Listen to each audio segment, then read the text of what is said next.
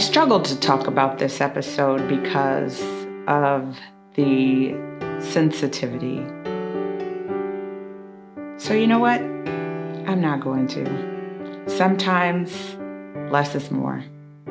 Today you're going to hear the testimony of Erin Lawrence.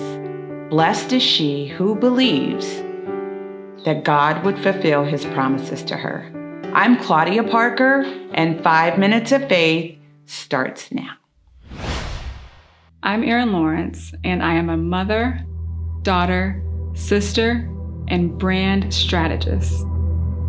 And I'm here on 5 Minutes of Faith with Claudia Parker.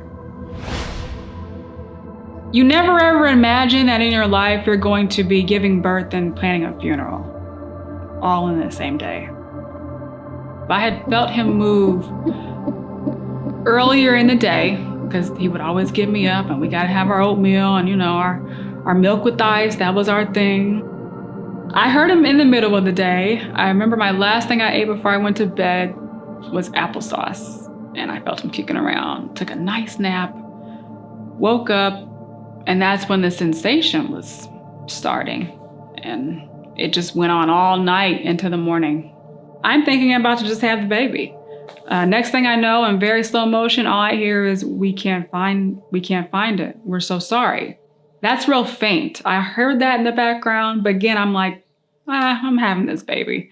And then I hear my mom cry and go off to the hallway. I hear, all the grandparents are out in the hallway, crying, praying. And then the doctor looks at me and she just goes, we're gonna go ahead and deliver, and we're just gonna go ahead and start pushing. Again, I'm like 20, 21 years old, and I'm thinking I'm about to just still have the baby. Like, I don't know what they're talking about. I can't find it. There's a baby inside of me. I was 7 months pregnant. All the noise I heard in that room up to immediately got quiet. You could hear a pin drop after I pushed the baby out. When you have a child, everyone's congratulating you, and it was silence in that room, and then it became empty. I had him that Monday, funeral was that Friday. It's hard for a parent to see their child lose a child. We all went through something traumatic together. Even the doctors at that time, they had told me, you lost so much blood, we were going to lose you. They called it placental abruption, and they say that very thing is very rare. So for me, I was having a hard time with the why. Like, why was I chosen for this to happen to me? What have I done in my life for something so traumatic? I was really, really challenged in a way I had never been challenged before up to that point. And when you go through that, you can't sleep after a while. I was having heart palpitations every night. And one thing that really helped me was I knew I was going to be destined to be a mother one day, So I didn't stop buying the baby clothes. I held on to all the gifts that was given to me from before. I still had adoration. So when I saw a child, I would get emotional, but then it would be a happy cry. I would love going to parks and being around children and just hearing the laughter, hearing the baby cries. On a beautiful day, I would go to those parks, sometimes alone, just to enjoy putting myself immersed into that world of being around a little baby, a little kid, running around.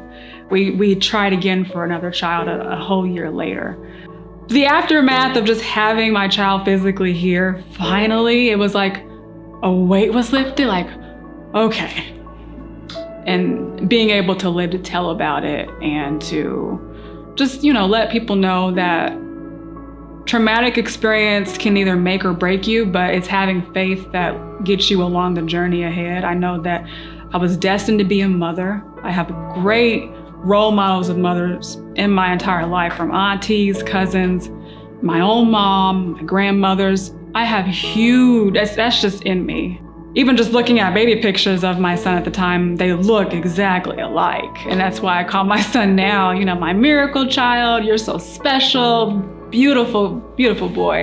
In society, we're we're pretty much picked apart on what we want to believe in. We can pick and choose. There's so many perspectives out there for so many different things. So for me, if I come across someone like that who just, has given up and they don't really believe, I would just share my story. By the grace of God, I'm blessed. And that's why I do know I have a lot of faith. And I try to instill that on my children right now. And so I never want to pick and choose and say, maybe this is not something that should have happened to me. I feel like that was something for me for a reason that's developed me maybe to the better parent that I am today.